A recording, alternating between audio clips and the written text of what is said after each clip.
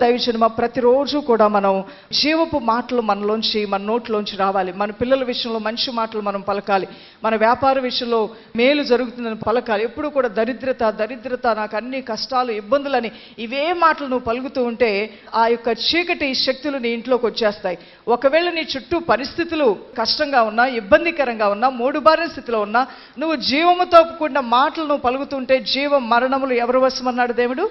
నాలుక వశం. నీ నాలుకతో జీవముతో కూడిన మాటలు, ఆ ప్రొక్లమేషన్, ఆ పలుకుట అనేది నువ్వు ఎప్పుడైతే క్రమపరుచుకుంటావో, సరి చేసుకుంటావో, అక్కడ దేవుడు శక్తితో దిగివస్తాడు. మన పరిస్థితులు ఎంత ప్రతికూలంగా ఉన్నప్పటికీ కూడా దేవుడు నాకు అన్యాయం చేశాడనే మాట ఎవరూ కూడా పలకకూడదు. దేవుడు ఎప్పుడూ నీతిమంతుడే.